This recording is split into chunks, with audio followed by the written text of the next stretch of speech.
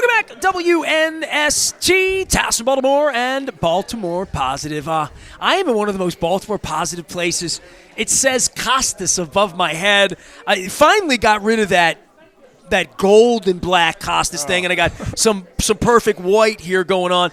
Opening week, we've moved opening day since we've been here. It's the 50th anniversary of the Maryland Lottery. It's all brought to you by our friends at Window Nation. And Leonard Raskin couldn't be here, but he sent his mallet, and I still have never used it. This is a special mallet, though. It has a beer opener on the other side. So big thanks to Raskin Global, Window Nation, but the king of the hill is here. And John Martin, I would say this to you. I got here 11:30 today, and I thought Seth said, we're doing a little thing over at Costas, 50 years. We're going to honor Pete and family and First Vendor. And I thought, well, I'll get there a little early, maybe do my hair a little special. I had no idea. You brought a whole army. This is a full-on promotion you brought here. I had no idea, Nestor. I had no idea what was happening. Pete, did you know all this was going? They were spinning a wheel in here. I was in the dark. I just came in and the army just kept coming in.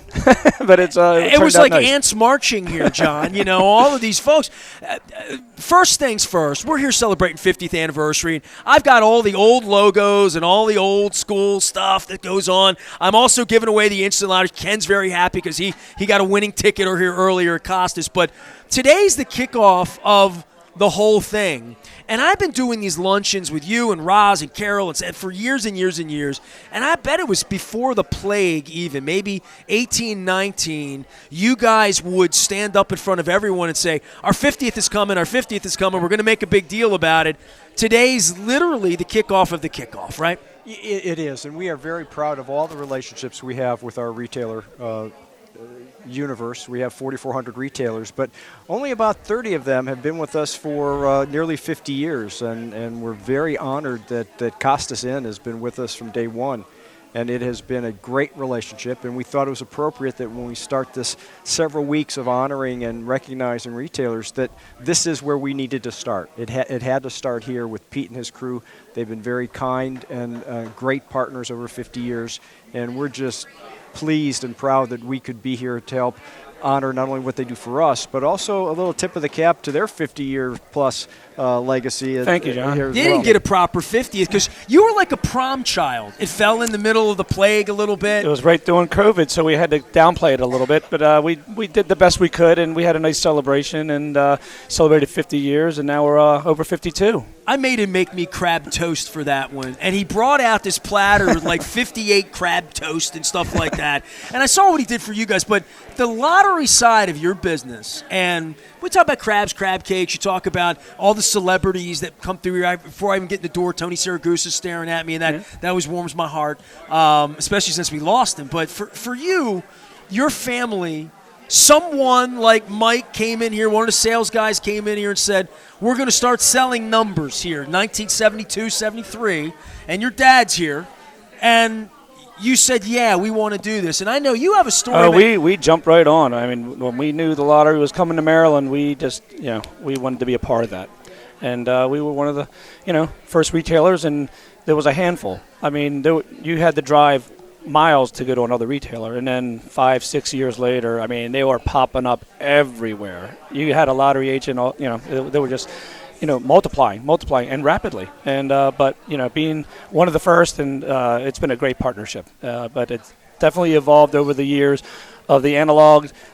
Archaic machines that, at the time they were state of the art, but you actually had to add John's the tickets laughing, total. But I talked about this every week. I said, so what did they bring your dad? Like, what? Okay, we're going to do this. What are the tickets? How's it on the up and up? As I always say, like, I have no idea how it even functioned. I was 5 years old at the time. Yeah, right? Was there a machine or were they tickets? No, there was a machine that you would just punch in the 3-digit number, straight box combination, and that was it. There'll be a line in that lottery whiskey line, and people would just play lottery, and then you would take the tickets and physically add up the total because there wasn't a mechanism to total the number, the amount that was owed, and it was time consuming, but people waited and people played, and it's amazing that you try to do that today, that won't work. Everything's so instant and fast. Well, I was telling your uncle over in the bar a little while. Everybody here is family. I mean, that's the way it's rolled here forever and ever. And I was looking at the machine, and we were talking about how many years you had been here, and I looked up at the racing, the racetrack's promotion, and it's almost like real horses. Like, you catch it out of the corner of your eye, and it feels like you're watching racing.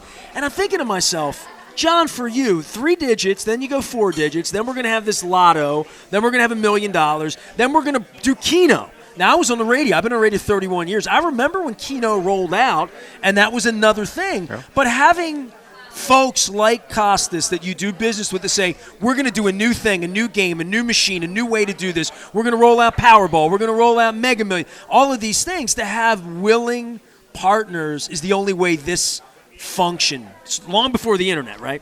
Oh, absolutely. I mean, that's how you grow a business. That's how you begin the business. And this was long before I got into the industry. But, I love hearing stories like Pete tells of the early days.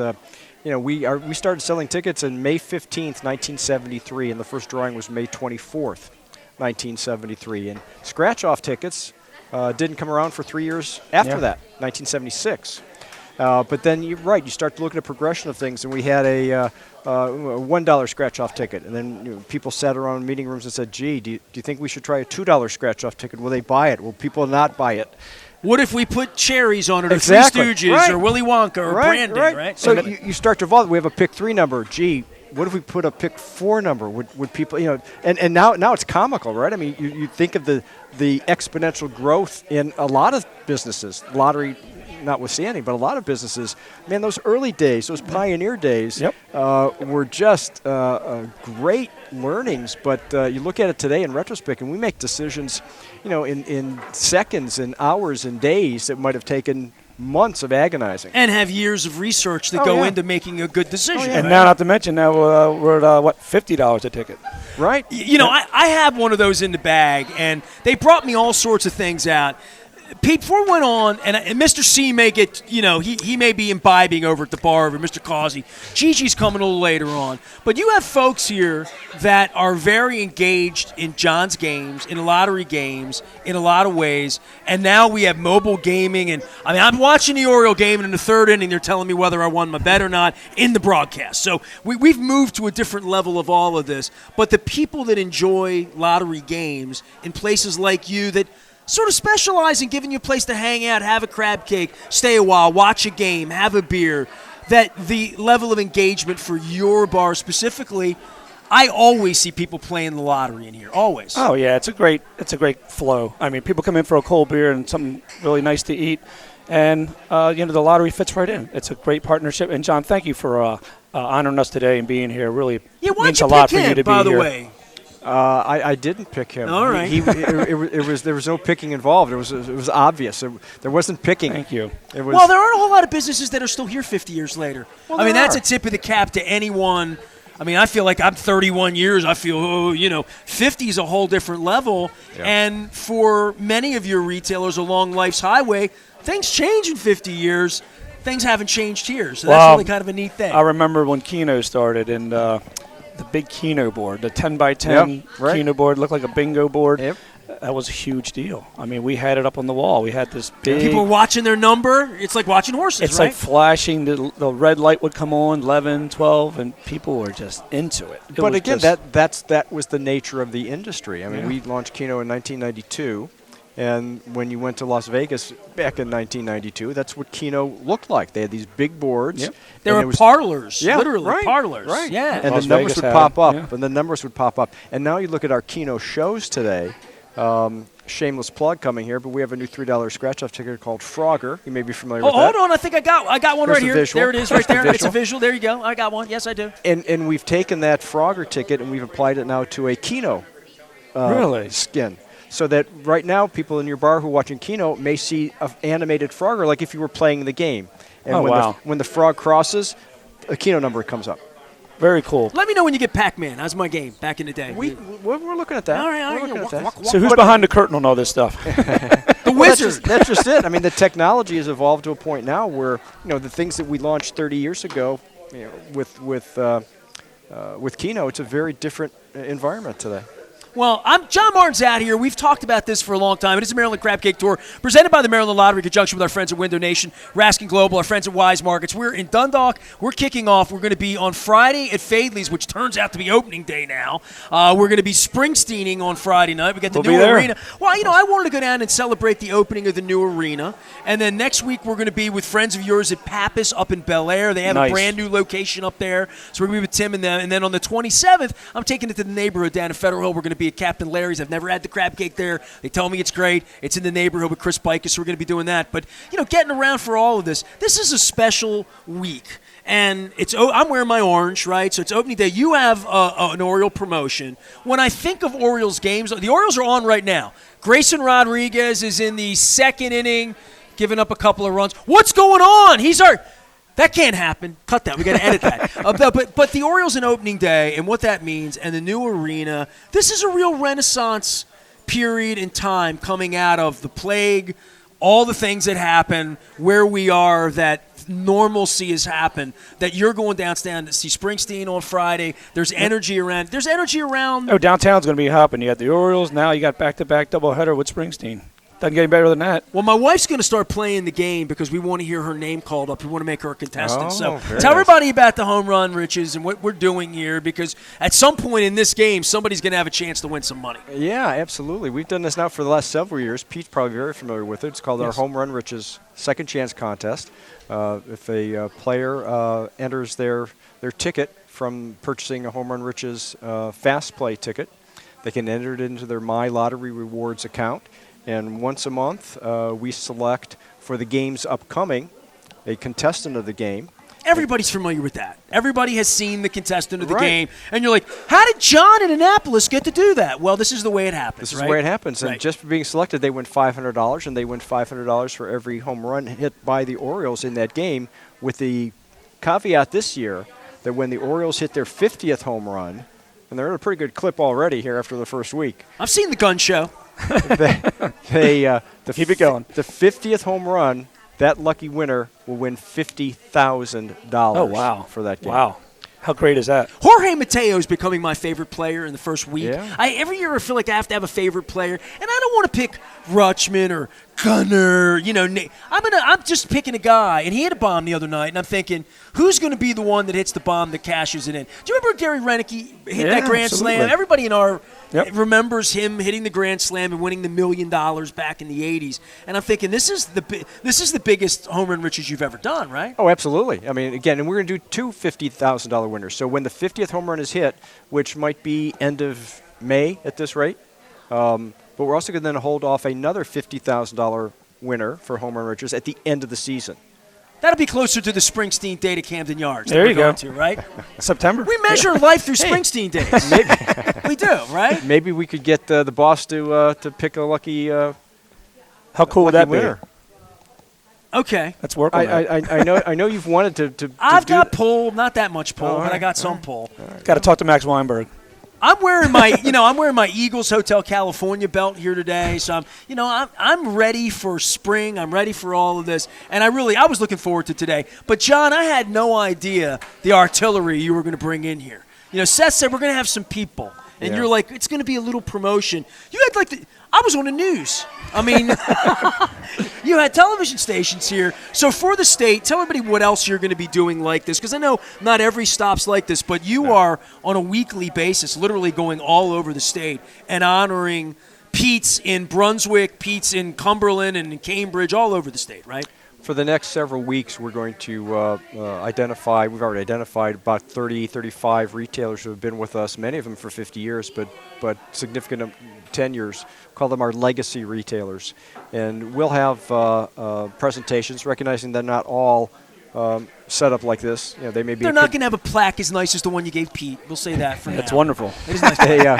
They may be a convenience store or a liquor store or a gas station, so they don't have the wherewithal to do the same kind of thing. But imagine those places being there 50 years. I talked to Seth about my little kitchen. Zanino's was our little place in our neighborhood where they had lottery tickets, and people lined up, walked up, went up in the 70s. I remember it vividly, to think how many of those kinds of places that are like a family like Pete's family that are still there 50 years later. That's That's just a special thing.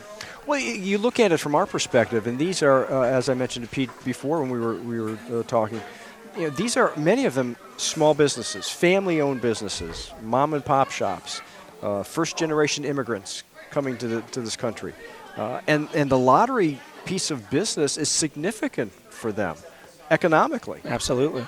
It's a lifeblood for some of these organizations, and they are so tied to the fabric of their communities that's something we just can't ignore. I mean, they've been great partners for 50 years. If we can come around and they can dust me off and get me out of the office and have me come out and hand a plaque, then I need to do that. Well, for my friends at the Zannino family, and I still know Frank, Sandy, all of them, they lost their dad recently. I would just think back in the 70s when they said they were going to have numbers and you're going to be able to go get a machine in 19. And I remember how people would go up there, and I'm thinking, you say, well, they make a nickel on a ticket or a penny on a ticket, whatever it was in the day for them. That's nice. But what it did was somebody pick up a pack of gum. They buy a steak. They buy a six-pack. They buy something. There was a sub shop. So, like, it was a lure to bring people in. And 50 years later, these businesses are still here because they sold tickets, and they're still selling tickets, right? Very much so. We know from experience that the residual sale, they're not just coming in to buy a lottery ticket. That they're coming in, if it's on their morning run, they're getting their coffee, whatever they need to do to start their day. If it's the Friday night and they're getting their stop at the liquor store. Mine's the other way around. Let me tell you what. We pull into the Royal Farms, my wife and I. She looks up. She saw this morning. She said, 470, right? Whatever. Was that what it 40, whatever it is. She knows it's a lot, enough to make her buy. I go for the chicken or for the Western fries, and she looks up and sees the sign. She's like, in her pocket, here she comes in. So she buys the ticket because we're there. It's the other way around sometimes, right? Oh, yeah, very much so. We know it's an impulse buy for people who are coming in there, and that's why signage is important. That's why we have a field network out there that communicates and makes sure that the promotional material is in place. We advertise heavily in social media and on the airwaves. So, I mean, we're in a very competitive marketplace, and that competitive, you wouldn't think, well, gee, you're the only lottery in the state. Well, yes, we are, but that doesn't mean that things are given to us. We have to compete for that share of mind, for that impulse purchase. Does somebody make a purchase to buy a bag of chips or a candy bar, or do they buy that $2 Powerball ticket because the jackpot may be high? I know we're in April, but we want to say responsibly as well. We're always talking about this, and certainly baseball season. I do think it's fascinating how mobile and sports, if you're a sports fan, how the wagering part comes to you now, right? You don't have to go to it. If you're watching the game, it very quickly, John, 18 months ago, you're trying to get this online. It's there all day, every day for you, right? And you're right. The responsible gaming part is paramount in that. We accept that responsibility. We educate players and retailers every time as to the player protections that are available. We're fortunate enough to have great partners on that side. So should someone be in a situation where they do need some help, the help is available at no cost to them in the state of Maryland. But yeah, it's a responsible position to be in, and we hope that people conversely play responsibly. I hope they're having fun with it as well. And I don't know if there odds on moving opening day to the same day as Bruce Springsteen. How's this going to go for you? How's Costas going to run on Friday night with you and your brother and the whole family? Opening day, Springsteen, same day. We've never had a day like this before. No, it's going to be challenging. But I got a good team in place, and it's been set from the beginning of early last week. So they'll take the ball and run with it. Are you born to run? Absolutely. John, never stop. John, you going to the show? No, you're not going to the show. I'm not. I'll listen to my. Get you a ticket. I'll listen to my Springsteen cassettes on my 8-track. Well, they call this the crab cake tour for a reason. I had the crab cake as part of the shrimp salad sandwich. He brought me a sandwich as big as my head. It was this big. A sandwich Chesapeake. It's a winner. And I said to Sarah, I'm like, are you saying I got a big mouth? Is that what you're saying? Maybe the radio guy, Come on down to Costas and enjoy it. 50th anniversary of the Maryland Lottery and the crab cake tour. I'll be giving these away at Fadley's, at Pappas, at Captain Larry's, all the places we go, but we're at Costas right now. We got a great show ahead. I got local people coming by. The new UMBC head coach for soccer. And, I thought it was cool when Karinji was involved because he's a Paisan, he's Highland Town, Great all that. Great guy. Finally, we get rid of Pete after all these years at UMBC, and they hire a Dundalk guy. So Anthony Adams is going to be here a little later on, a real Dundalk guy, and had connections to another Dundalk business over on Merritt Boulevard and at the corner of Wise and Halliburton. So we'll talk a little Poplar Inn with him and his family, as well as Gigi Causey, who is my childhood friend, my Zumba friend, my theater friend, and the father-in-law who plays the lottery in the other room here. So I'm keeping it local, all in the family. John Martin from the Maryland Lottery. Let you get back to doing. What do you do all day when you're not doing radio with me? I wait for Gail to tell me where I need to go next. All right. Well, it's not. You started at the top at Costas, so now Yep. Got to make our way around the state. We'll be doing that. Thanks for all you do for us. Thank you. I appreciate John Martin, Director of All Things Maryland Lottery and Gaming, reminding you to John. Do the responsible thing. Thanks, Pete. Nestor, pleasure. Anything you want to say? Crabs in season? Oh, yeah, we're rolling. This is crab season. We have Lent coming up. We got Good Friday coming up, so plenty of seafood options, and steamed crabs. Just call for availability. They're available every day. I had the Chesapeake sandwich at the bar. I had the get the cream spinach. Get him cream spinach to go. Yeah, I bragged absolutely. on the cream spinach, and I tell him, just get him some cream on me. We're going to take good care of them. I came 11:30. Place is a little empty. Then people are in. They're eating some lunch, getting some crab cakes. And then the first batch of crabs came in here about noon, and I smelled it. And I'm like, it's summer. Noon's good for crabs. 80-degree day, opening day week, opening a new arena, doing things and celebrating with the Maryland Lottery. I'll be giving these instant scratch-offs away. I like them because they're old school like me. Our friends at Window Nation. By the way, Window Nation has given me April is window awareness month to not hurt yourself on your window. So I have verbiage for that for Window Nation, 866-90Nation. And our friends at Raskin Global. This is still... Leonard's going to get upset if I don't get this dirty soon. If I don't get some proper J.O. spice. You can use that today. This. And, I have my little bottle opener as well. We're at Costas, the Maryland Crab Cake Tour. I am Nestor. We are WNST, AM 1570. Towson, Baltimore, and we never stop talking. Baltimore positive in a spring awakening. Stay with us.